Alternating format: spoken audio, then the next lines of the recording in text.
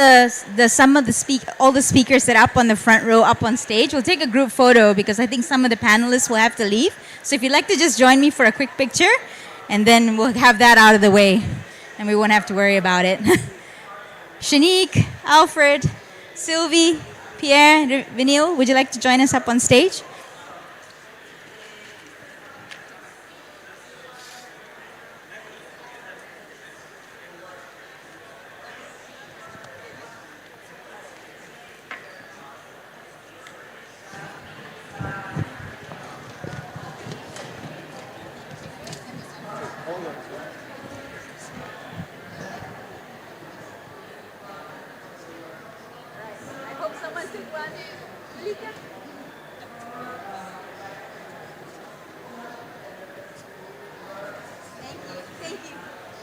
Thanks, everyone. Okay, if we can have a seat again. Bula Vinaka, selamat datang and welcome everybody. My name is Carol Pua. I lead the Coral Reef Rescue Initiative for WWF. Today we have a fantastic lineup of speakers and panelists to talk a little bit about adaptation solutions for coral reef. I realize it's quite a chaotic schedule and it's really quite a miracle to see this many people assembled here today as we talk about adaptation solutions, so thank you very much. We're going to kick off today's event with a video message from the President of Fiji. If we could play that, please. Thank you.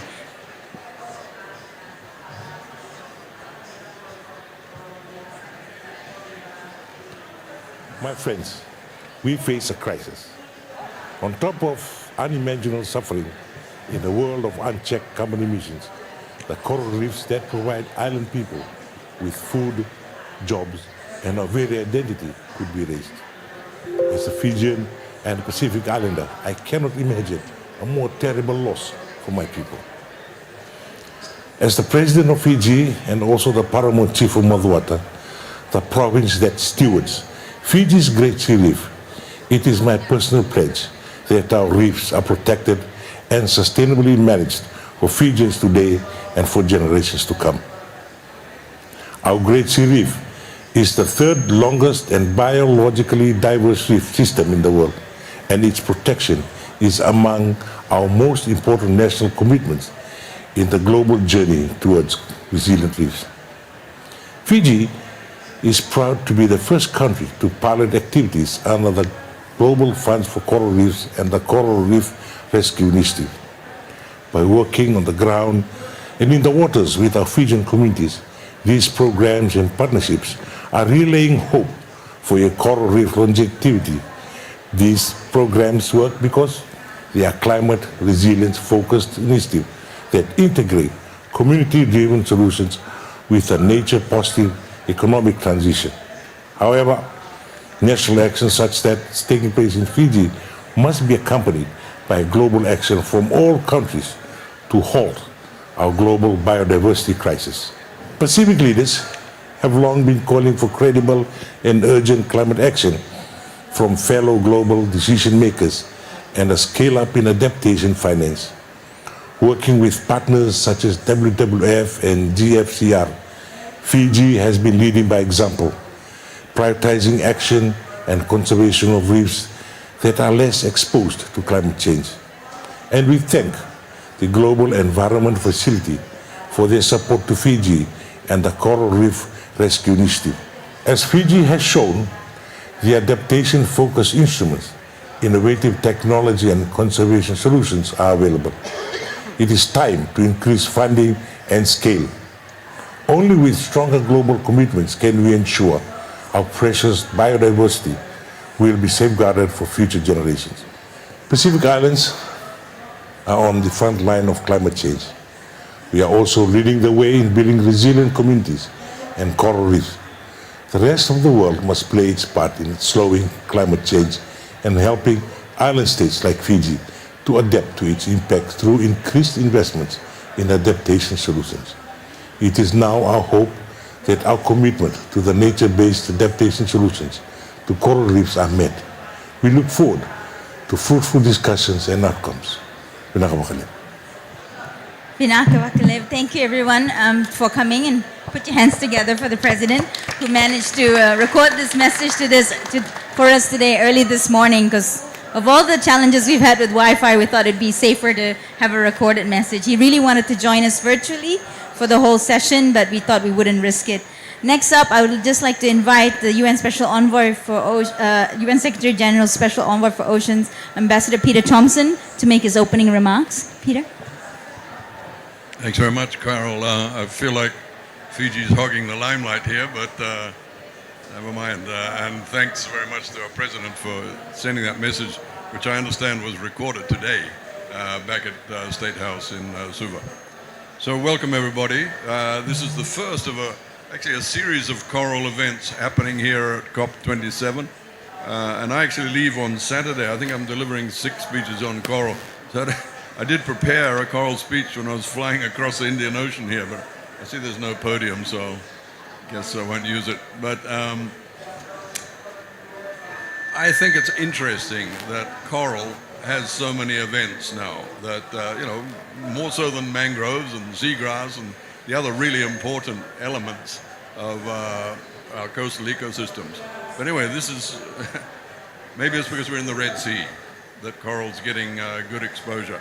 And of course I'm happy about that, very, very happy. I come from a coral coast myself, and I was back home in Taveuni about 3 weeks ago for first 2-week holiday since before COVID, and I was diving up there with my granddaughters, and I was expecting a sad story because I come from that northeast part of Fiji, and I'm aware of the damages that have gone on through storms and crown of thorns and of course global warming. So I was prepared for the worst. But I have to tell you that it was just such an uplifting experience diving in the Somosomo Straits, just to see the vibrancy of coral. Nothing had changed since I was a kid. The one change was that the big fish were not hanging around the coral the way they used to. And that's because we've eaten them all. And that's a story all around the world. We've got to leave the big fish alone. They're really important. All the little beautiful stuff's all there. The tourists are happy. But as a former spearfisherman myself, as a young man, I noticed, wow, all the big fish have gone now. So we have to change that, give them time to grow, protect them on our coral reefs. But switching to coral, what I did see was, evidence of where the damage had happened, be it crown of thorns or be it storm damage, and we get massive cyclones, of course, coming through Fiji, or be it coral bleaching from warming events. What I did see was amazing recovery.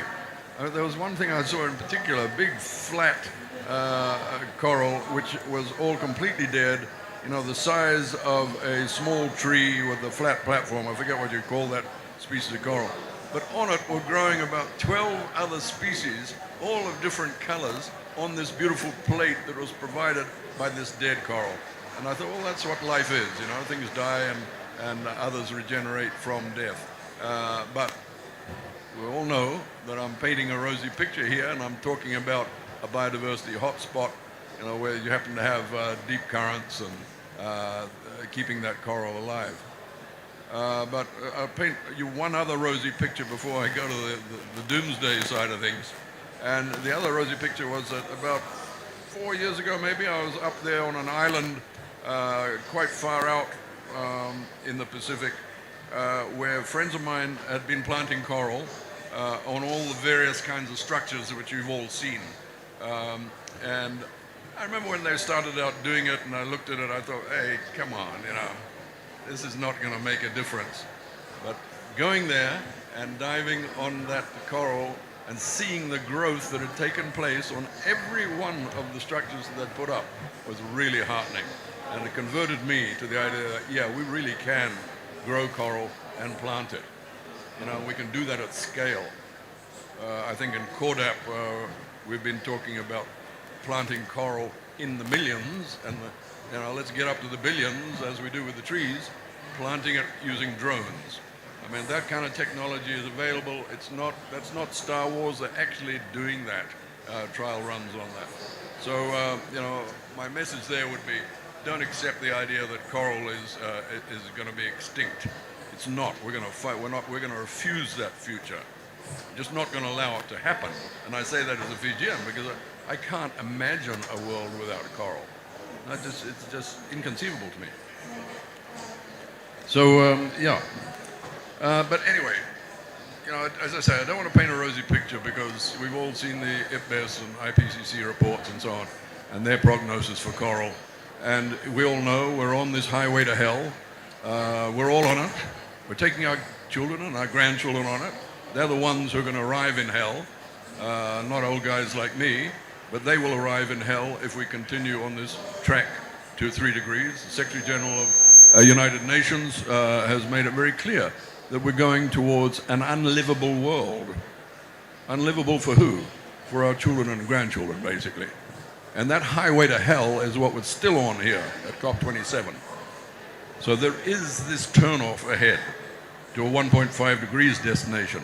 It takes a bit of courage because unlike the highway to hell, which is an 8-lane highway that we're all cruising down and having our martinis and thinking what life is wonderful, unlike that, this is a bumpy road, lots of hills and gullies, and there's a bit of a challenge in it. We've got to be prepared to make big changes. But for God's sake, we're taking our kids to 1.5 degrees by going on that bumpy road. Isn't that where we want them to be rather than in hell, which is where 3 degrees is going to take us? So that's the position we're in, folks. And when I say we're not going to let coral die, it's because we're going to go to that 1.5 degrees highway. Even if we, slip up a bit on the way, we're going to bring it back to 1.5. And that has big implications for coral and why it's everybody's business. And so very quickly, let me run through some threats and solutions. And Carol, you just bump me when I'm speaking too long, okay? But on the threats and solutions, first of all, you've got to look at the global picture. I mean, all of this is just chat unless we tackle those anthropogenic greenhouse gas emissions, which are taking us to that 3 degrees. We've just got to be prepared to change as a species, and for the intergenerational justice reasons that I've just highlighted. So, that's the one ring that rules them all and in the darkness binds them. If we don't get that fixed, everything's gone anyway. Don't forget about coral, everything else is gone, agriculture, the lot. So that's the main thing. And so let's just bear that in mind, that we're here to do that at COP27. And while I'm on that, why are we here? We're also here, of course, to see the money that has been promised. So those are the two things. We've got to have a realistic progress on cutting our greenhouse gas emissions and have the funds to do the necessary on the adaptation side. Second point I want to quickly make on threats and solutions, refugia. Not all corals are equally vulnerable. And you've just heard me describe diving in Somosomo Straits and them having what I imagine is a resilient future, just because of their geographical position in the ocean. And these refugia are really important because they can provide seed banks for the future when we sort things out, and they offer us hope. And third point I'd make in terms of solutions is support the work of the institutions and funds that have been set up. We've got excellent coral institutions with ICRI, with the Global Fund for Coral Reefs, with CORDAP, and of course with WWF and others working to protect and restore coral reefs. Find out who they are and support their work. Then secondly, that's all global. Then secondly, we can move to the local things that we can do. And here, I'm just going to quickly list these, but I want to say, I don't know how many of you have been involved in the ocean, but I have all my life, and I can say I've been part of the problem. With honesty, I put my hand on my heart, and I'd say for every one of these problems, I have been a part at some stage in my life. First one is overfishing and destructive fishing. So that's a world problem. I said before, where have all the big fish gone? Into our stomachs. The other one is coastal development. And you look at expansion of tourism, my God, here in Sharm el-Sheikh, it's incredible what's going on. Anyway, from in poorly planned residential developments up and down the east coast of the United States, for example. The well-being of adjacent coral and marine ecosystems always takes a distant second place when these grand schemes are underway. A distant second place, whereas they should be absolutely equal footing, if not in front. And that, thankfully, there's a little bit of a change there with mangroves, seagrasses, coral all getting much greater attention than they used to. Sewage discharge. 80% of human sewage around the world is just pumped raw into coastal ecosystems. And you imagine the damage that's doing to ecosystems as humanity moves more and more to the coast. So when people tell me, Peter, we've got all the money you need, you know, we're so damn rich in our northern institutions, but you guys in the south, you don't have projects. I just want to say that is hogwash. 80% sewage going into coastal ecosystems without treatment. There is, you know, thousands and thousands and thousands of projects there on just local sewage schemes. Just go out, write up the project documents, and then finance the damn things. Don't say that you've got the money, but we don't have the projects. The projects are there. Poorly managed tourism. I said I've been part of that. I was a boat boy. It was my first job in Fiji in the tourist industry, and I remember the days when people would just throw your anchors onto the coral reef and see the coral shatter around you. The terrible practices people had of taking coral home just so they can stick them on their mantelpieces and things like that. So all that, thankfully, is changing. We have to mention pollution, plastic pollution, chemical pollution. This is a major, major problem for coral, and there's a lot that we can do to change that. And the UNEA Ministerial Declaration this year recognized humanity's failure to better manage chemicals and plastic waste. But again, that's changing. Thanks, Carl. And I just want to advance one last thing for you to think about, which is international shipping. Scot-free, sails on our ocean, polluting it with noise, with chemicals, with, you know, the list goes on. Scot-free. Shipping companies say to me, why don't you toll us? I say to IMO, well, there should be a toll on international shipping, and that money should go towards protecting the ocean's health, particularly for marine protected areas, particularly for developing countries, which are being asked to host 30% of the protection of the ocean. So anyway, it goes on and on and on. I mentioned MPAs. Please, during our discussions today, think about MPAs because they're a crucial part of saving coral. Thanks very much. Thank you very much, Ambassador Thompson. Next up, I have Ambassador Ken O'Flaherty, who was appointed UK government's COP26 regional ambassador to Asia Pacific and Southeast Asia in 2020. He's working closely with governments and civil society across the region to boost climate action. If you please welcome him. Hi. Great. Well, thank you very much, and thank you, Special Envoy. And I think that was an excellent balance of optimism and warning, and certainly I think we would very much echo that from the UK.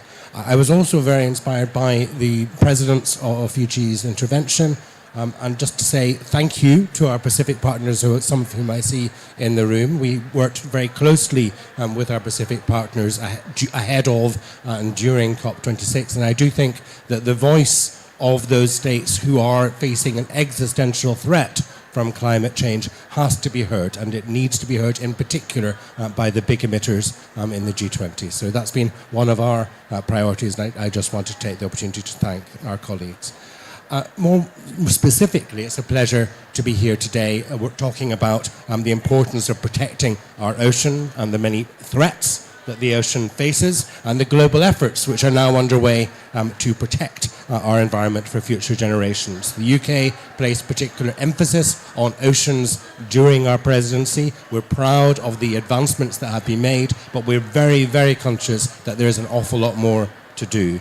And it's great to be surrounded by people who are working on this day to day, who've shown passion on protecting our oceans and protecting our coral reefs. And as we've heard, there is no doubt that coral reefs are among the most valuable ecosystems on Earth. They harbour incredible biodiversity, about 25% of marine life, and they provide benefits to populations around the world. And more than 1 billion people benefit directly from coral reefs, whether that's for their livelihoods, for their sustenance, or indeed for coastal protection. But I think more widely, we are all globally dependent on our coral reefs for resources, medicine, trade, and climate regulation. And when and if these ecosystems fail, it's the poorest sectors of communities which suffer the most. And while they are incredibly valuable, they're also among the ecosystems most vulnerable to climate change and to unsustainable human activity. Increases in anthropogenic threats, coupled with warming seas and acidification of our oceans, has already resulted in the loss of half of the world's coral cover over the last 50 years. And 2 degrees Celsius warming will result in perhaps over 90% of our world's corals being destroyed. But despite that value, financial support for our corals has not been adequate or proportionate to the value they bring. And that has resulted in a funding gap 7 times greater than current funding levels. The UK believes it's vital that we come together and that we use the blue economy to catalyse change, to move away from the destructive practices we've just heard about, and instead move towards reef-positive ventures that support adaptation efforts, that scale access to finance and services for our coastal communities. And we have to show our willingness and our ability to close that huge ocean finance gap by increasing investment from all sources, by increasing public finance, absolutely, but also private and philanthropic support can help ensure the sustainable use of our marine resources, the survival of our coral reefs, and they can also transform the lives of coastal communities. So the UK is not only calling for strong ocean action, but we're also delivering. Through our £500 million Blue Planet Fund, we are supporting developing countries to protect their marine environments, to reduce poverty and progress towards protecting at least 30% of our world's oceans by 2030. We are proud, as part of that, to have been investing £9 million to the Global Fund for Coral Reefs. While that fund was only established relatively recently, there's already been so much activity through that world-leading sustainable finance mechanism to support coral reef projects all around the world. And if I could quote just one, I think the Common Coral Reefs and Blue Economy project in Fiji is a huge success story, and it's already identified and established 12 locally managed marine areas to protect, increase and enhance the management of priority coral reef sites. And we're also proud to have been one of the founding members of the International Coral Reef Initiative, a global partnership of over 90 nations and organizations which are highlighting the plight of our reef ecosystems, of mangroves and of seagrass beds. But we must not rest. We have to build our collaboration, to build our cooperation and take these initiatives further to maintain momentum. The decline in global coral reefs is a global issue, and together we need to finance action, we need to implement sustainable financing mechanisms and scale up support for our coral reefs and the communities that defend them. Climate action is ocean action. Thank you very much. Thank you very much, Ambassador. We'd now like to move on to the second part of our program. If you'd like to take a seat, please. And I'd like to invite our next panelists. We have Pierre Bardot, the head of the Global Fund for Coral Reefs. We have Vinil from the Fiji program, who's going to be talking about some of our adaptation programs there. We've got Alfred Relifo from the WWF Fiji program to talk about our work and adaptation program there. And we also have Shanique, who's from TNC, who'll be sharing some of her experiences as well. For those of you who've just come in as we've started our program, I just want to all welcome you all and thank you for taking the time on behalf of WWF, the International Coral Reef Initiative, and the Global Fund for Coral Reefs. Thank you very much for coming into our event, and we're going to have a second series of panelists to share a little bit about adaptation solutions. I think I am kicking it off. Thank you.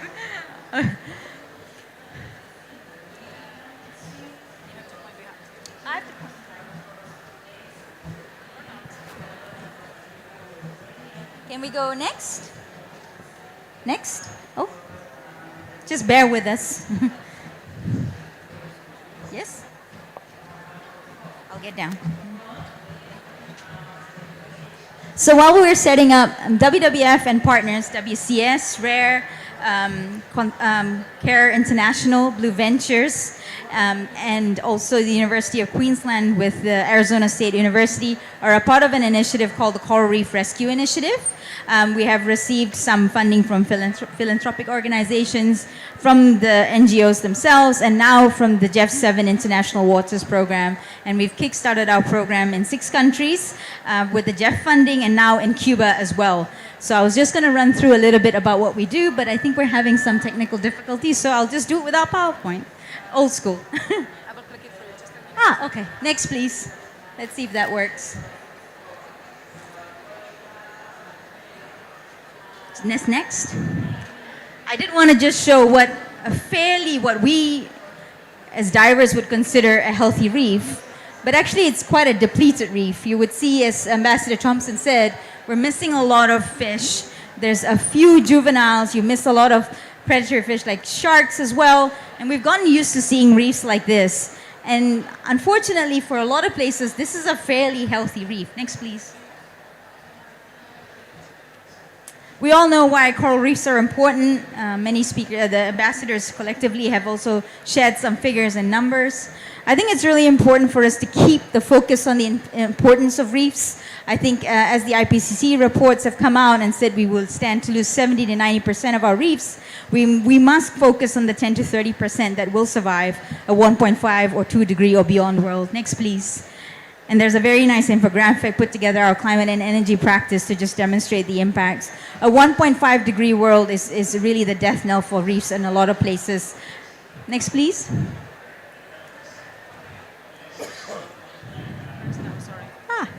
It works. So the initiative is started in 7 places with 7 partners, and we've got 2 funding partners at the moment who have kickstarted our work, and it's really a partnership initiative with governments as co-partners and our coastal communities as co-partners in the initiative. So as we mentioned, we're of course supporting our mitigation efforts and want countries to implement Paris, but a lot of the adaptation solutions that need to be financed and need to be prioritized have to happen globally and locally as well. We know that adaptation investment is less than 10% compared to mitigation investment, and less than 8% or less than 4% of that actually goes to oceans and coastal related investment. So this is a huge gap that we're dealing with a lot of time pressure. The initiative is of course working with coastal communities and a lot of consultation. 2 years have gone into this program. I think adaptation solutions need to be ground truth. They need to involve communities and their traditional ecological knowledge. And without that, we miss the ambition and the motivation and the vision for coastal communities to integrate their work into the adaptation programs. Our theory of change, it looks quite complex, and I'm here to tell you there is no silver bullet. There is no quick fix. If there was a quick fix, we'd be all out there doing it. You need an integrated approach. You need to think about integrated land and sea management. Marine protected areas are a key part of that. That's crucial. We need to think about how do we invest in sustainable blue economies, from the small micro scale to the larger scale with private sector investment and blended finance. We found in the 2 years that we developed the initiative, a lot of communities and governments are out there problem solving on their own. Sharing knowledge, a peer-to-peer network is critical, and that's now going to be funded by our Jeff project. And then lastly, I would definitely say, while we're out here talking about potentially less climate exposed, resilient reefs, resilient communities are a huge part of that narrative. If these ecosystems are healthy and thriving, and these communities are not, we have missed a major goal and vision for the initiative. So that's something that we've taken to core as well. And we've worked on, next please. It's not working anymore. And we've of course done this planning at a global, national, and local scale. I'll just stop there, and I'm happy to take questions after the event, but it's my great pleasure now to pass the microphone to Pierre Bardot from the Global Fund from Coral Reefs. Thank you. So I will be brief so my colleague can present a concrete case from Fiji. So the Global Fund for Coral Reef was operationalized 2 years ago, so it's it's a new fund. It's the first UN fund dedicated to SDG 14, and it's the only blended finance instruments for the ocean managed by the UN. But it's not just a UN fund, it's a fund that has brought a very large coalition of partners. from both member states and private philanthropy. The fund has a double objectives: conservation of the corals, but also blended finance, and mobilizing investments for reef positive businesses.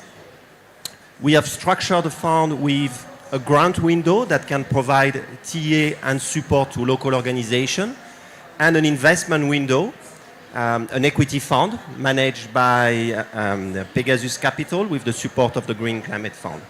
So far, within the initial 2 years, we've been able to mobilize around 200 million, and we've started programming those funds in, I think we are getting to 14 to 15 countries by Q1 of next year.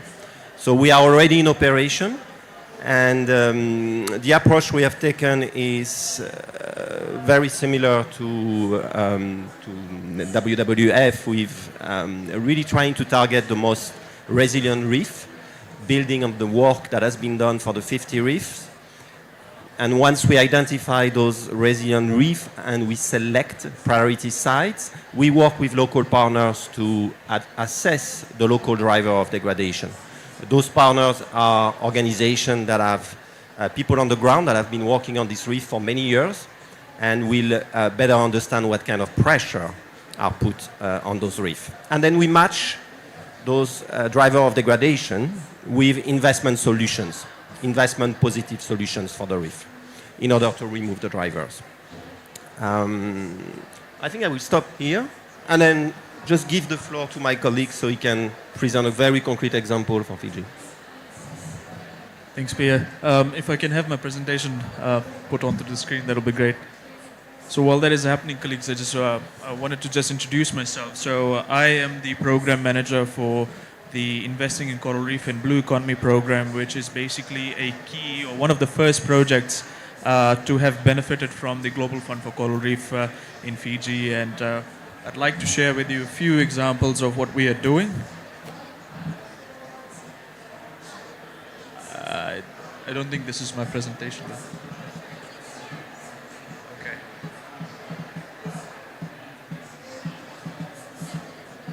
Sure.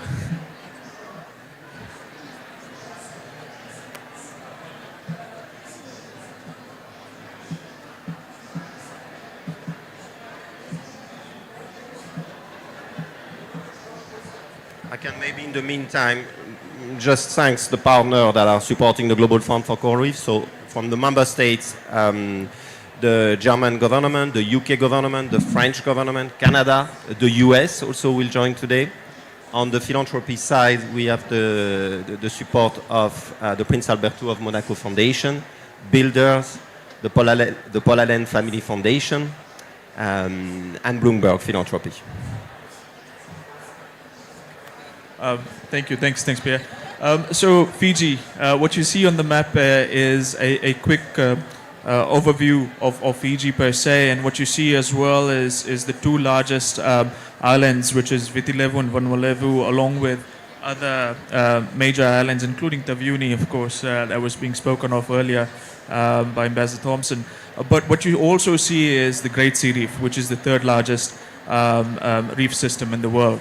And so in Fiji, first and foremost, we are home to around the world's 3.52% of the world's coral reef population. We are the 26th largest ocean state in the world, and we have over 65,000 hectares of mangroves. So really, the blue economy space is live and prevalent, as has been clearly articulated by previous speakers, is an important part of Fiji's ecosystem. And so with that said, in collaboration with the Global Fund for Coral Reef and with support from the Global Fund for Coral Reef, the program that I'm managing looks at addressing at least three drivers of coral reef degradation. And the first one per se is looking at waste management. One of the key things that we have identified is that the waste management sector has been underfunded in Fiji. And there's at least up to 9 dump sites in Fiji that are located next to the coastal areas, or are either located near the river streams and are leaching into the oceans and having significant impacts on our coral reef system, including the Great Sea Reef. And so that's problem number one in reef degradation or reef impact driver one. The next impact driver that we're trying to really address is looking at unsustainable and poor land use practices. One of the key things that we're looking at is how can we improve agricultural practices? How can we be able to reduce the impact of pesticides that are being extremely and increasingly being used and non-synthetic fertilizers or synthetic fertilizers that are increasingly being used in the agricultural space. At the same time, tackling upstream problems like logging, deforestation, and as well as commercial practices that pump in leachants into the ocean space and have a significant impact on coral reefs. The next is looking at overfishing, and this is something that also was touched upon a little bit.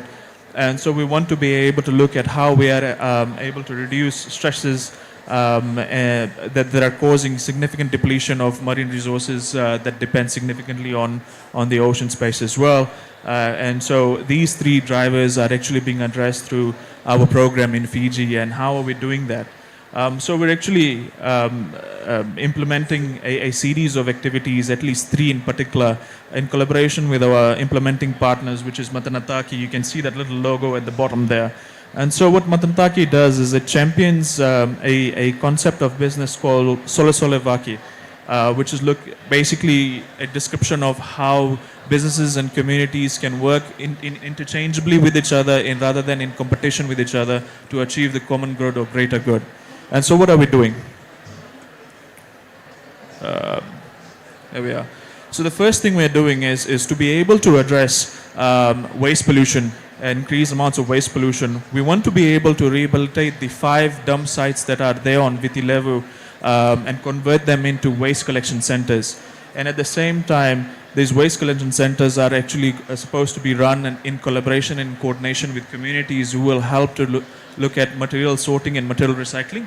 And at the same time, be able to set up Fiji's first ever integrated sanitary landfill just in the inshore areas, or rather away from the shore areas of Fiji and inland.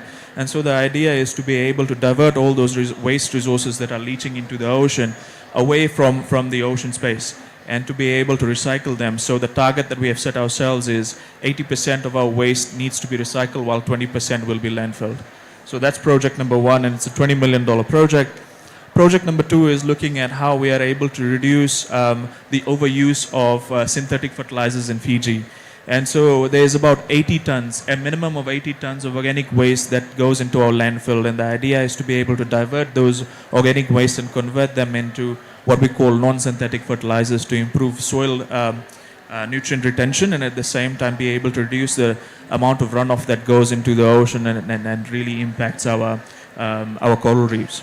And so we're working with a company called the Fertile Factory Company, and the entrepreneurs, the lady and the gentleman you see on the screen are the entrepreneurs that we're working with. Basically, they run Fiji's second largest waste company in Fiji called Waste Clear, and they're basically partnering with us through a public-private partnership venture that we're working on. And so it's called the Fertile Factory Company. And the third solution that we're bringing to the table is actually looking at incubating 5 reef-positive companies. And these 5 reef-positive companies, had it not been for the support for the Global Fund for Coral Reef and the Investing in Coral Reef and Blue Economy program, these companies are startups and they would have never been able to be funded. And so what are these companies? The first 2 companies that we're supporting is looking at sustainable aquaculture and mariculture, focusing on sea cucumber and as well as tilapia and offshore fish farming. And the second 2 businesses we're looking at is basically improving logistical services for maritime and as well as fish companies who want to be able to really store their goods and services and be able to reach market in a more sustainable and timely manner, and at the same time be able to sustainably value add into this sea cucumber and marine aquaculture fisheries that we will be investing in. And the third tier of businesses that we're working on is actually looking at building off-take solutions. So working with hotels as well as other businesses to be able to create sustainable value chains and to be able to see how best we are able to champion locally made Fijian resources in a way that is sustainable and in accordance with reef positive solutions. And so the idea is to be able to incubate these businesses through the Fiji program, bring them up to a point where they are investment ready and they are able to be scaled across not only in Fiji but to other parts of the Pacific as well.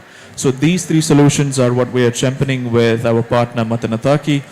And the financing prospects per se, Matanataki has got a Fiji fund running which is looking at raising new and additional funds and money at the same time to be able to support new businesses that are working on reef positive solutions.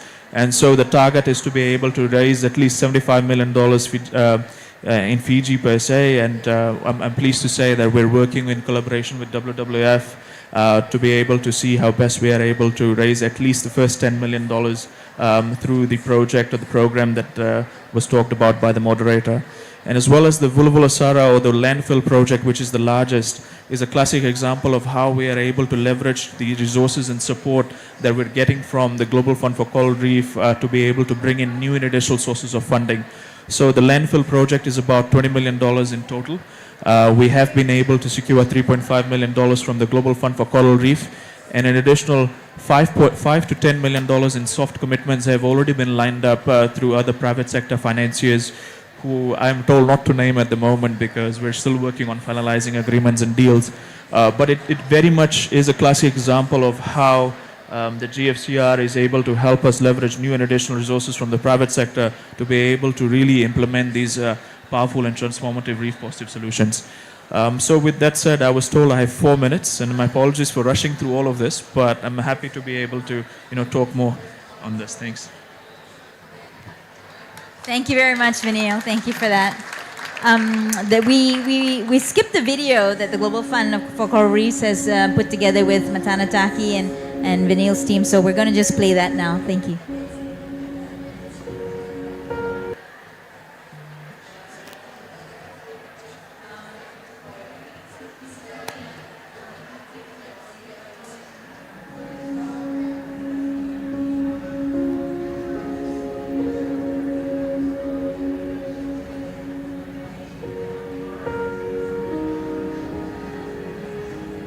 Many villages and communities in Fiji live near the coastal areas. Many of them rely on the ocean for their livelihoods.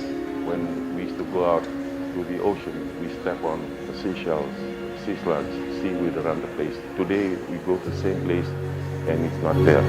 The populations of fish has been severely depleted. On the Shark Reef Marine Reserve, which is a protected gazetted site, we're seeing nothing. They're all gone. In Fiji, we have a problem. We have a problem with poor waste management. We have a problem with sustainable farming. Mangroves are extremely important for hatcheries, for fish, mainly sharks as well, and we're just destroying them. Now that has to change.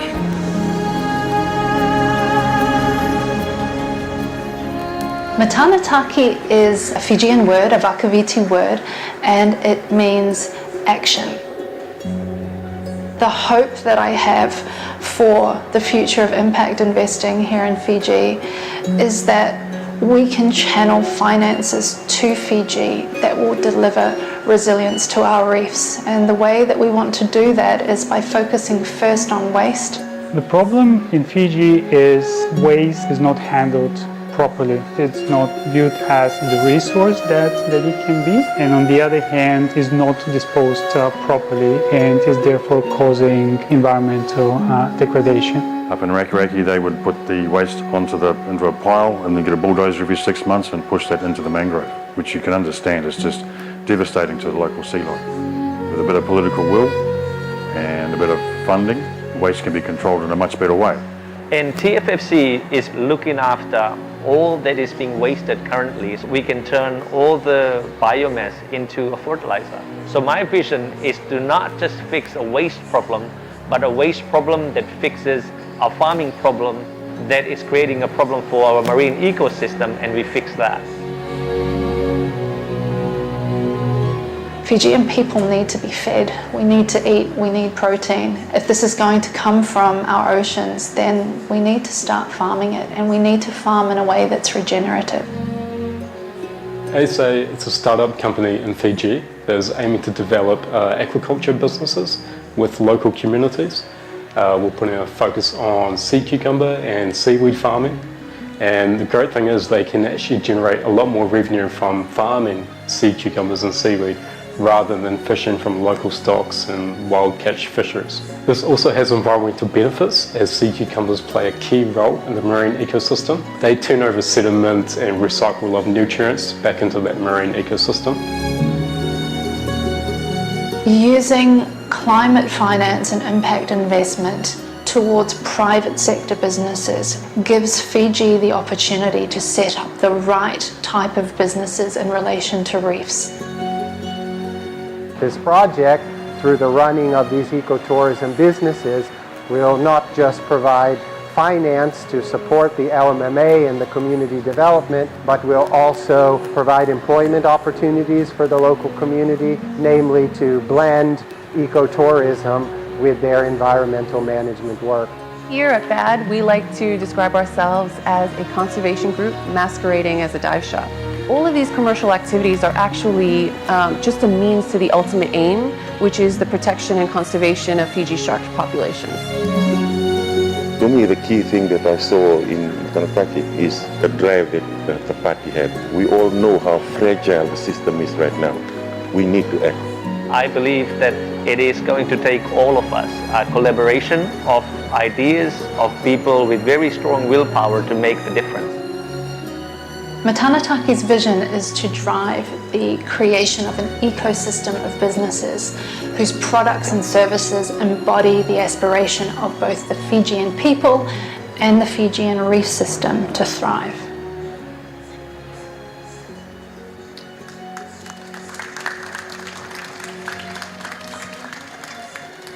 If you don't book your flights to Fiji or find some way to sail across the ocean to Fiji, then we haven't done our job. I think more importantly, we need to support our friends and colleagues in Fiji who are doing the incredible work of implementing adaptation and blended finance programs. It's with great pleasure I would like to now invite Alfred Relifo, who is going to be talking about the impact on coastal communities and some of the work that they've been leading in Fiji in the Pacific program. Thank you, Alfred.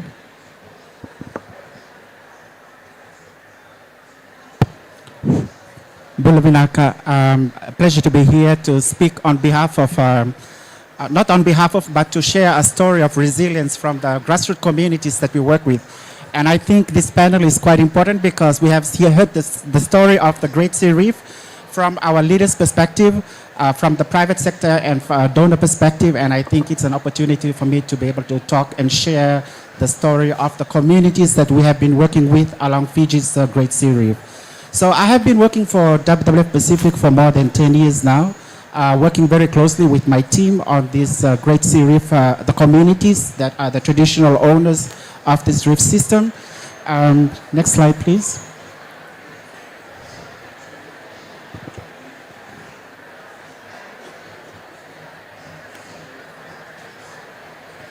So the Great Sea Reef system, as Vinil has mentioned, we work with the grassroots communities in terms of helping to support them in the sustainable management of the reef system as part of the entire locally managed marine areas network.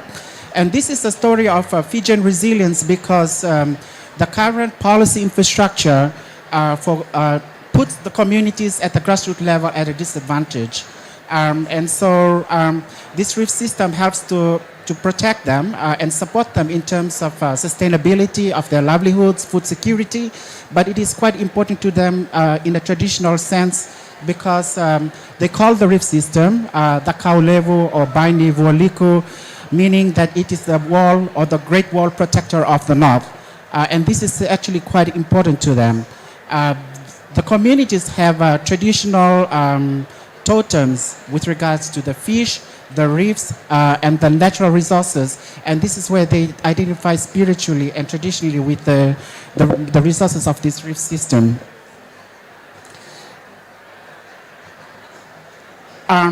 We have been working for more than 20 years with the communities in terms of helping to set up their community-led sustainable development plans, and ensure that in these integrated sustainable development plans that their ocean resource management, their fisheries resource management, their land use plans, as well as the forestry is also integrated into these long-term sustainable development plans.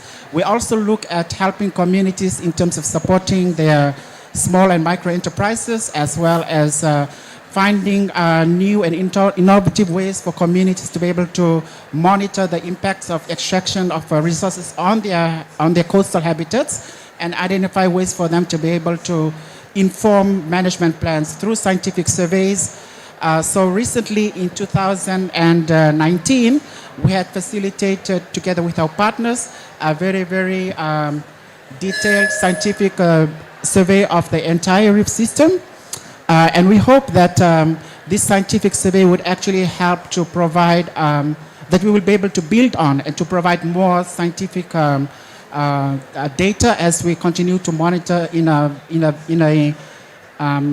the years to come to help inform community management plans.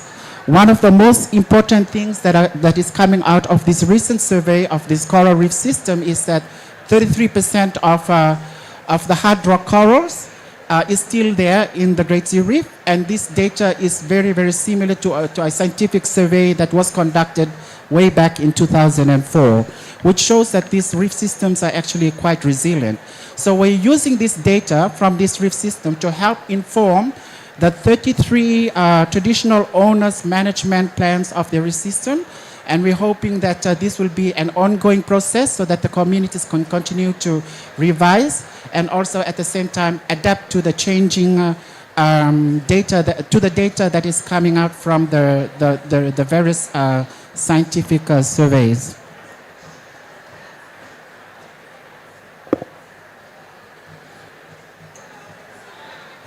There were some very, very key important recommendations that are coming out of this survey, and also based on the lessons and best practices that we have captured with our work with the communities on the ground. And we were sharing this information together with the communities to identify ways on how we can improve management at the community level, but also informing policy and decision-making processes at the national level, and also hoping that this will build on this work at the international policy processes such as COP26, and hopefully using COP26 as a springboard for CBD COP15 on the global biodiversity framework. And I think coming out very, very strongly from these recommendations is I believe that one of the most important things is to look at a rights-based approach for our grassroots and indigenous communities, looking at inclusiveness of these communities in participation in decision-making processes, and providing an opportunity where these communities can actually be part of climate and ocean and nature-based solution actions. A lot of traditional knowledge and information is quite relevant in terms of decision-making processes, and we have always been talking about this year after year, but I think this is an opportunity for us to look at how we can collectively provide the enabling mechanisms for this to happen. Also in terms of contributions towards adaptation finance, providing opportunities to actually link activities on the ground to the type of adaptation finance commitments, mitigation finance commitments, biodiversity finance commitments that we are already making here at the global stage, and how we can remove the barriers that prevents or that puts communities at a disadvantage from accessing such financing mechanisms. And I think our partners over here on this panel has demonstrated that there is a possibility, and this is an opportunity for us to work together as partners to strengthen this partnership along the finance supply chain, from where the donors are, from whether it's going to be private sector or public sector, public finance, and ensuring that that is trickling all the way down to where it is needed at the grassroots level. And last but not least, I think I would like to acknowledge the work of our communities on the ground. Our president of Fiji and the paramount chief of one of the provinces that is located along the Great Sea Reef system, and also some of the other important communities along the reef system from the west towards the north that we have been working with. They face a lot of difficulties and they face a lot of challenges, but they are willing and committed to be part of the solution. I would like to acknowledge that, and I'm glad that I'm actually working with them and being inspired by the work that they do at the grassroots level. So without further ado, I'll be happy to talk more about this and share more information. And if you are free after this, there is another event at the Climate Hub looking at sustainable financing and connecting finance to nature-based solutions on the ground. Thank you very much. Thank you very much, Alfred. Alfred's he's very humble, and it was very hard for me to get him to talk about the actual work that he's been doing for over a decade with our communities and partners. And I think it's really important for us to highlight some of the work that our champions have been doing. And Alfred, you've been an amazing champion and spokesperson to support our work. So thank you, Alfred. I'm moving on next to our colleague from TNC. We've got Shanice Albury-Smith, the Regional Director from the Nature Conservancy, to share a little bit about what they're doing in the Bahamas. Thanks, Shanique. Yes, good day, everybody. It's a pleasure to be here to speak to you. So we've heard a lot about what all of us are doing with the Global Fund for Coral Reef, and our program in the Bahamas is quite similar. So the Nature Conservancy, in collaboration with the Global Fund for Coral Reef, as well as many, many partners around the country, came up with this program, in response to the fact that the Bahamas has a third of the coral reefs in the Caribbean. So it's quite significant in terms of the amount of reefs we have. And some studies, global studies, such as the 50 reef studies, have indicated that the Bahamas also has high climate refugee potentially.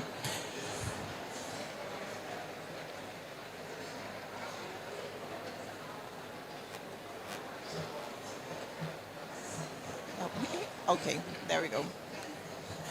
So the program that we've developed in the Bahamas really is trying to tie coral conservation to the economic benefit of local communities through reef positive businesses. At the same time, looking at climate adaptation. So the Bahamas is one of the top 10 countries in the world for vulnerability to climate change because we are so low. 80% of the landmass in the Bahamas is either at sea level or within 1 meter of sea level. So climate change is a real concern for us.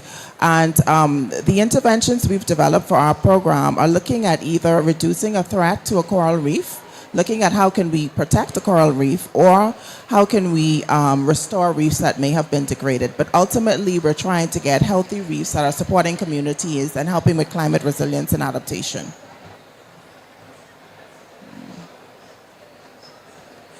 And what I want to highlight here today is the Conservancy is taking this approach that's really an innovation and really a real change in the way we fund coral conservation in the Bahamas, and we're trying to tie this to the scientific work that CNC is known for. So working with our science team at the Conservancy, we've actually developed a national climate change refugee model for the Bahamas specifically, using data that's come from global data sets as well as our data that we've had specifically on the Bahamas. And this model is trying to show, looking at coral connectivity, looking at the potential impacts of hurricanes on coral and our ecosystems, our coastal ecosystems, as well as temperature. Where do we see the most climate resilient reefs occurring in the Bahamas? And on this map, the yellow are actually the ones that are ranking the highest as coral refugia, and ones that are purple are probably the lowest, and ones that we don't think will do well under climate scenarios. And what we have done with this is not just using the models. We've been going around now and doing stakeholder consultations with local partners, NGOs, fishermen, and others in country to help us validate this data. So we're getting their local knowledge and understanding of reefs around their community to tell us if they think that what their model is showing, if this matches with what they understand and see on the ground, which is very, very critical, right? And we're going to use that data, the combination of what we have in the science model and that input from our local stakeholders, and this is being used to prioritize reefs that we are going to actually have interventions on during our program. The first of that being is we're going to be mapping these coral refugia over our existing marine protected areas in the country, and then working with our protected area managers to develop climate smart management plans where there are none, or maybe if they have management plans already, to kind of revise them and make them a little bit more climate smart than they have been in the past. Okay, this is also going to support helping us with looking at maybe identifying additional sites that do need to be included in our protected area system in the country, and also prioritization for maybe some sites where we want to have restoration. So this is the approach we're using in combination with local knowledge and some of the work that our partners have been doing in the country already.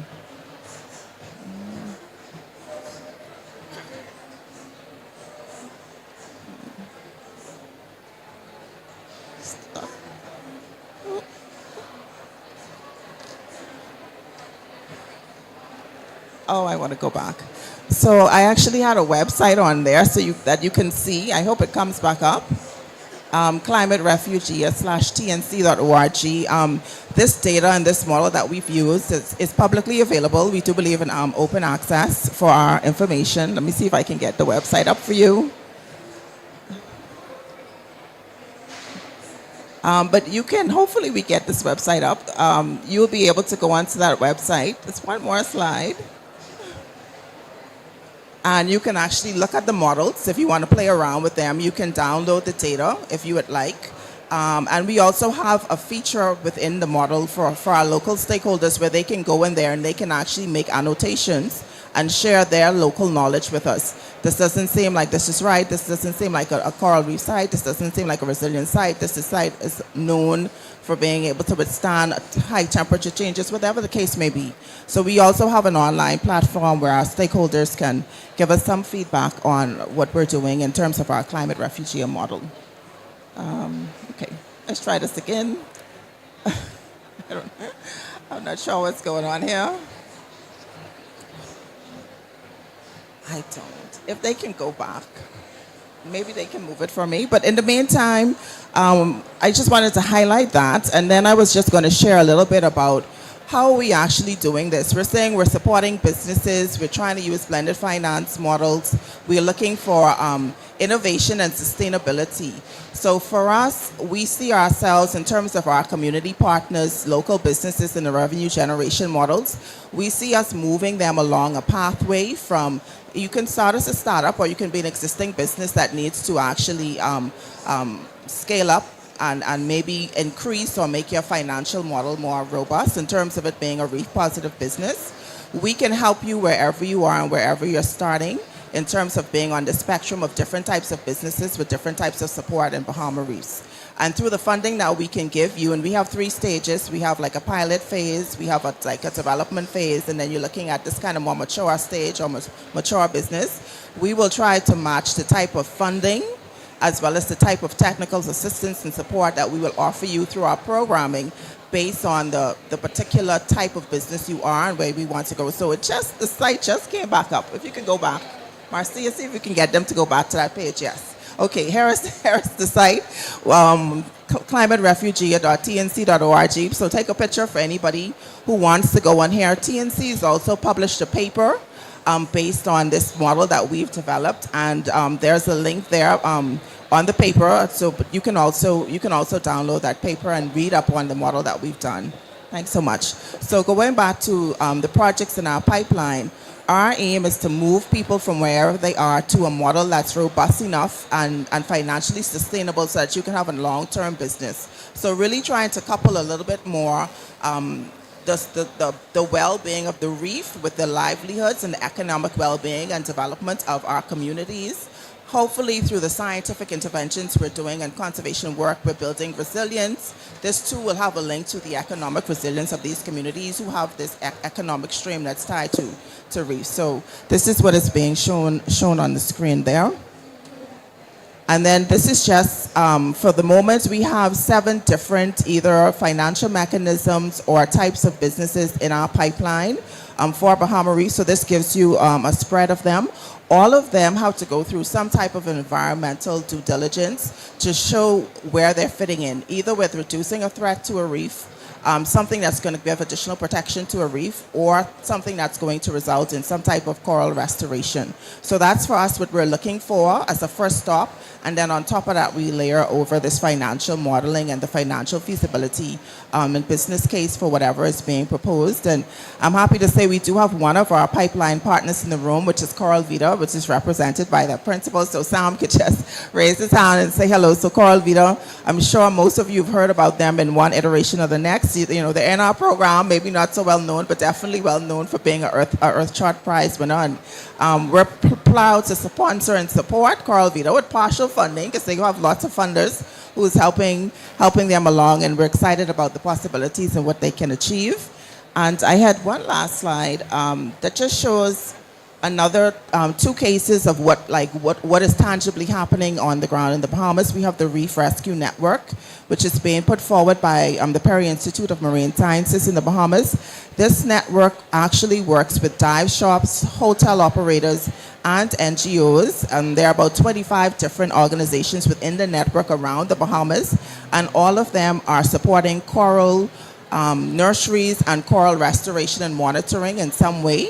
In particular for the dive shops with Bahama Reefs, we are going to be working on how we can better incorporate the coral nurseries and the restoration activities into their business model. So Perry has developed a PADI dive certification course, a specialty course on coral reef conservation and restoration, which these dive shops are going to offer to tourists as a tourism experience, in addition to their regular offerings when they come to the Bahamas. This hopefully will be the kind of nexus and basis for the revenue generation components of their business.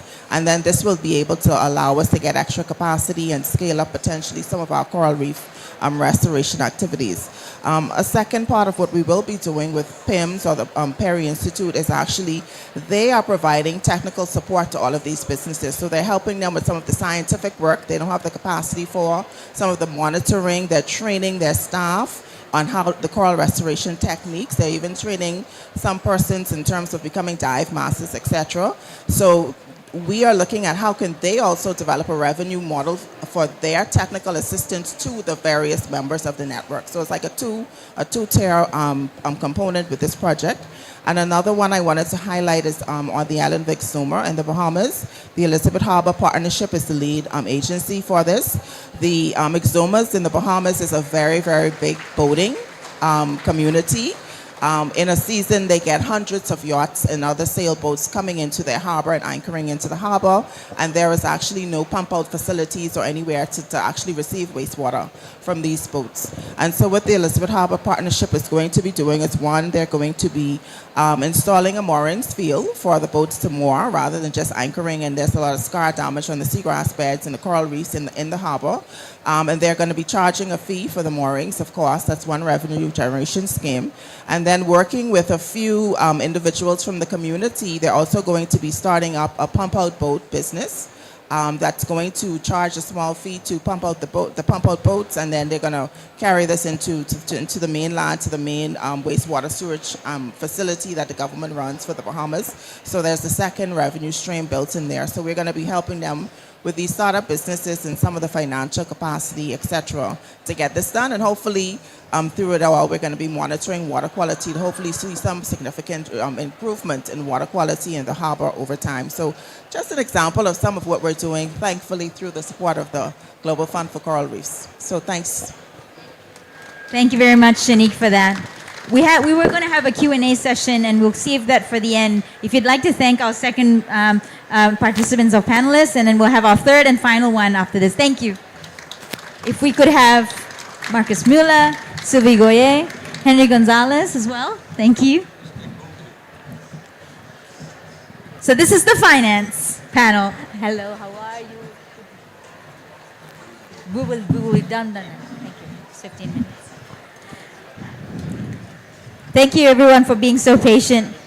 We've heard a lot about some of the solutions that have been profiled at country level, some of the incredible partnerships that have been formed to help adaptation implementation. And a lot of the reefs that we've been talking about are not just your regular reefs. I just want to mention some of the work that have been talked about in terms of the 50 Reefs project. both the Global Fund for Coral Reefs and the Coral Reef Rescue Initiative is using that big body of science that was done. So, and that is available through our website as well. These reefs are less exposed to climate change, and adaptation focus around these reefs are very critical. But now we're going to talk a little bit about unlocking the finance and also how do we use financial mechanisms to push this adaptation agenda. I have three incredible speakers in front of me today.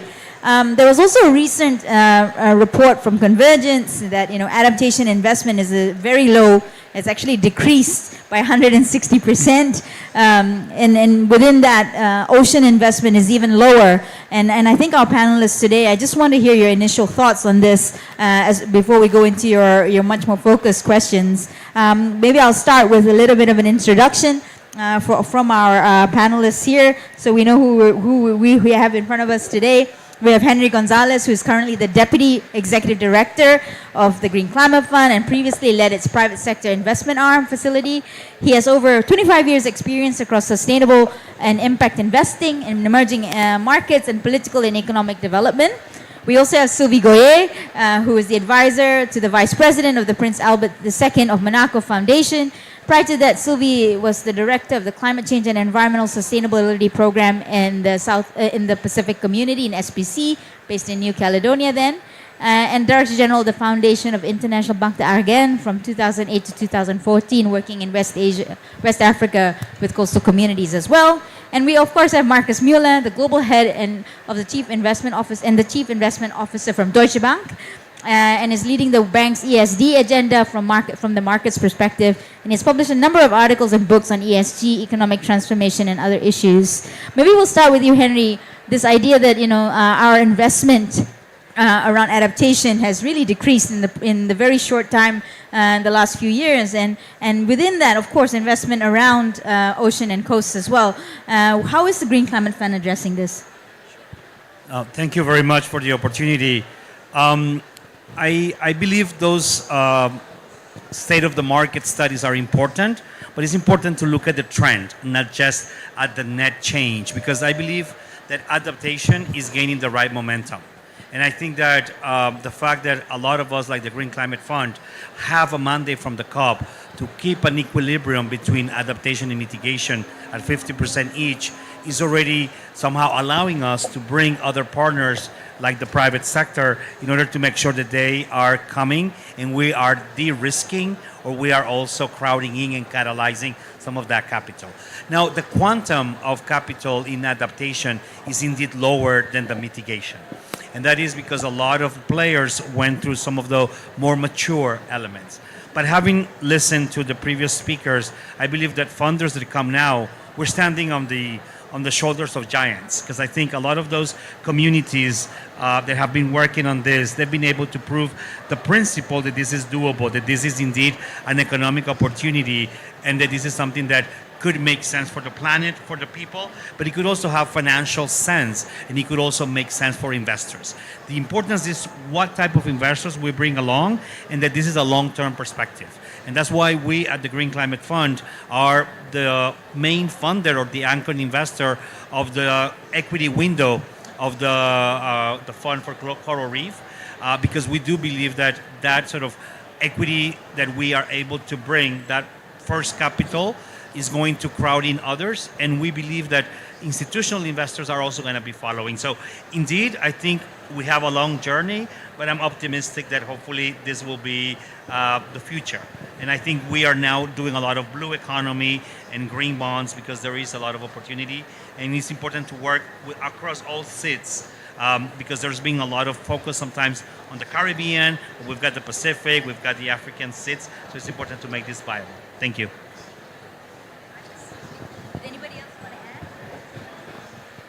Yeah, so I don't want to overdo this now, but and I don't know what questions will come later, but the most important thing I think is we have two problems. One problem is we have to fix the immediate degradation.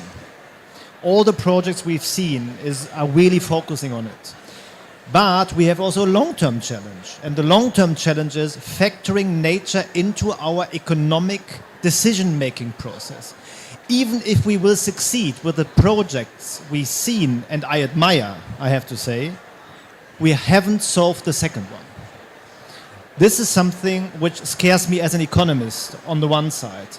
And I think we are talking about solutions and implementation, and this is exactly what we have to do.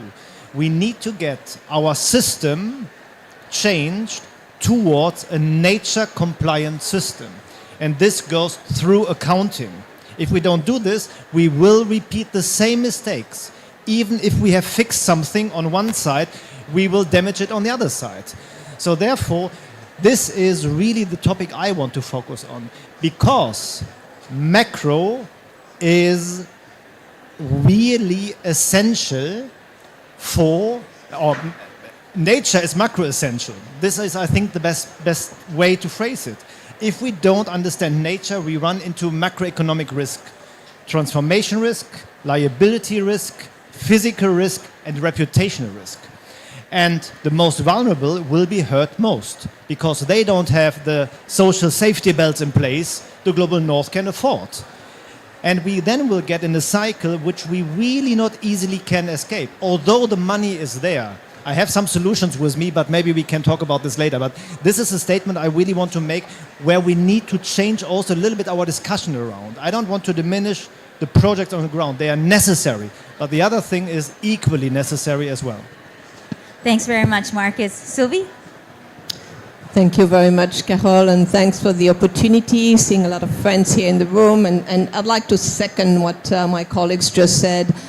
But focusing on the question, I mean, we as a philanthropy, we're very much focusing on adaptation at the moment. We do understand, and I do particularly understand, that adaptation must be grounded in the field. It has to be tailored. It has to involve the people, be very creative. We talked about this. We had great examples from Fiji. So as a philanthropy that's been working on projects, supporting NGOs and local actors in the field, it's kind of a natural extension for us to focus on adaptation. We want it to be really tailored and really anchored in the field. So that's what we've been doing. The second point I'd like to make is that adaptation is difficult. It's probably a lot more tricky and complex. Mitigation is a challenge, no doubt about this. But, you know, the metrics is relatively simple. Adaptation is extremely complex. It involves a whole web of interconnections and a whole series of stakeholders. So probably that's why adaptation, I mean, in particular, the financial sector is always a bit careful whenever it gets too complex and too messy and they don't understand it. So we as a philanthropy, we're here to try and help to say, well, look, that's fine. We're in there. We're going to take the first cut. We're going to take the risk. We're going to reassure you. We're here to act, to instill trust. Not that you don't have trust, my dear. But we're here to help a step further and reduce and lower the risk and build confidence. So if I quickly may, so because this was a very important point we just have thought, we have heard. So what is adaptation? Adaptation is the acceptance of change.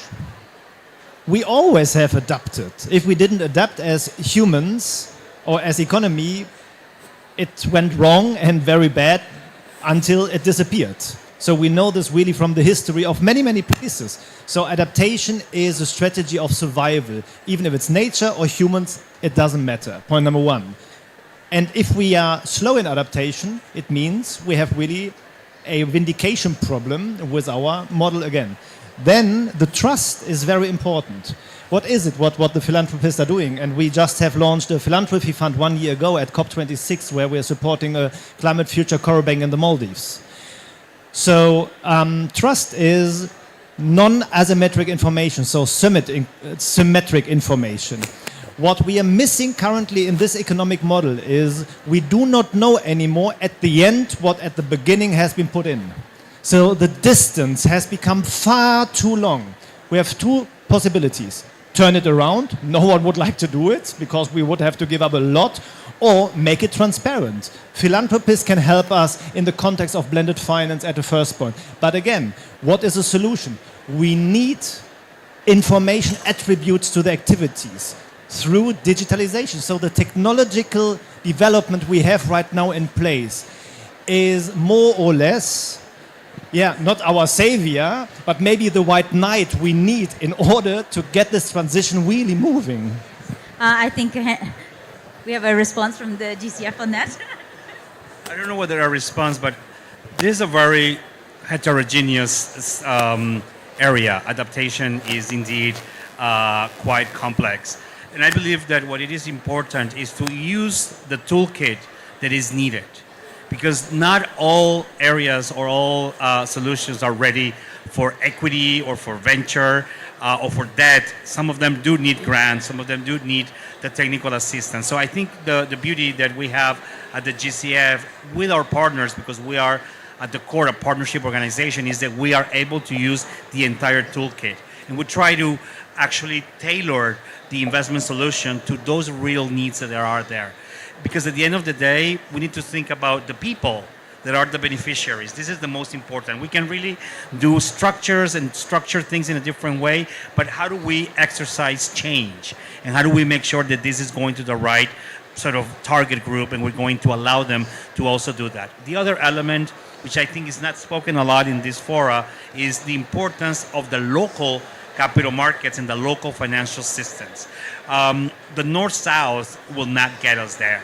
We do need to also bring the local financial service in green or blue, the local financial services, because there are savings, there are pensions in some of our countries, especially middle-income countries. And I think that there is a way of bringing them, and those could be through development banks, through SME banks, through microfinance institutions.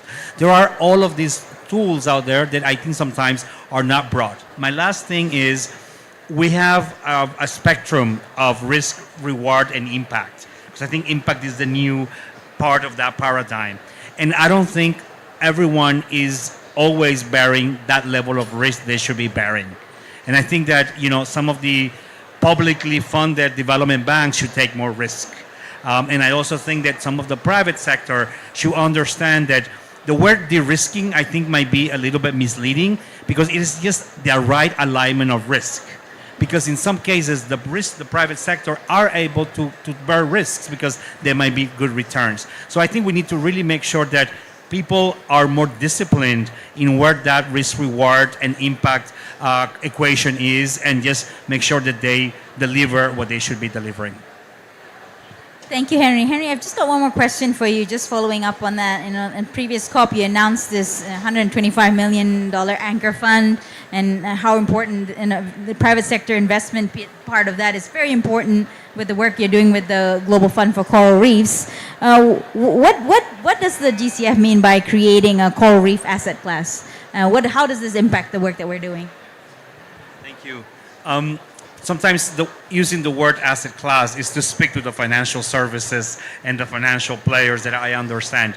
What we mean by this is that we just want to make sure that people don't see that as something foreign, as something too niche, as something that is not approachable. So the idea, and this is the same thing with impact investing, it's mostly an investment approach. But the idea here is that GCF, we're able to take risk capital. We're able to take risk capital at scale. Because we're able to write, ticket sizes of 200 million, etc. Now, we need more capital. We're reaching our second replenishment, and 10 billion, which was our first replenishment, is not enough. We are now we have more programming potential than capital. So hopefully with the next replenishment, we're going to be able to do more. But it is giving that comfort to investors that this is something that will be viable, that there is data, that there are some standards that they will be able to track, and they will be able to also tell their investors, because there are fiduciary responsibilities that financial institutions have. And the idea is that we would like to make sure that we go beyond proof of principle and we help scale. And the way of doing that is creating sort of an investable asset class or approach to somehow ensure that this is doable. But maybe, again, from an economist point of view, what is an asset class? We need to demystify a little bit also the wording. So we need a new financial environmental literacy. So what an asset class means is, A, it has a collateral value. Point number one. Point number two is an asset class, or the asset class must be treated differently. An equity has a complete different liability as a bond. We have different liquidity positions, etc. And if we bring in nature as asset classes, it doesn't mean that we want to monetize nature, but we want to express the value of nature and the peculiar way of dealing with nature in the system context. And this, I think, is very, very important to understand why we always use the word nature as an asset class. Yeah, thank you, Marcus. We're unfortunately running out of time, so I've got last two questions for Sylvie and yourself before we round up and close out today's event. I just want to hear from you, Marcus. Maybe we'll start with Sylvie first, actually. How are we actually measuring impact at the end of the day? You know, the foundation has been so incredibly supportive of the work with ICRI and the Global Fund for Coral Reefs. At the end of the day, how will you measure impact? That's a tricky question, Carol. Look, for us as a philanthropy, we're not too keen in measuring, right? We're not report freaks. I mean, we want to see what's happening. When I listen to Vanille and what's happening in Fiji, for me, I get my impacts. I see things happening. I see projects off the ground. I see people talking and happy. That's what matters. Of course, we still, and why are we convening and collaborating with the GFCR? Because together we're pooling our resources. We, as a philanthropy, we push, we convene, we reassure, we don't disagree with economists, of course. And we try our, our role as a philanthropy, but we partner with the UN system and UNDP, UNCDF, UNEP. They're great partners. They're here to do that, to measure the impacts. Again, for us, what matters is the coalition. And the partnerships that the partnerships all together is what we hear from the programs, and we're very happy to hear back from you in Fiji, in the Bahamas, in Egypt, and in all these countries. It's great stories coming. Marcus, you've got 30 seconds. What is Deutsche Bank doing? Come on. So, first of all, we need knowledge. So therefore we partner as well, because before we have knowledge, we can't measure. Point number one. Point number two, if we want to have impact, we need to have the understanding of change and the cost which induced the change, and then the outcome of change, negative outcome or positive. And if we can measure this, we know the impact, whether it's a positive or a negative impact. Are we there yet? No, we are far away from it. But therefore, let me come back to my initial statement. Nature's capital, changing the system towards a systemic effect of nature into our economic decision-making process, we will see the impact of our activities. Absolutely critical. Thank you very much to our panelists, and thank you everybody for joining us today. If some of the panelists would like to stay back, I'm sure there's some questions and answers, and I just want to thank Ambassador Thompson and our other series of panelists as well, and our co-organizers, the International Coral Reef Initiative and the Global Fund for Coral Reefs, and our Coral Reef Rescue WWF partners. Thank you.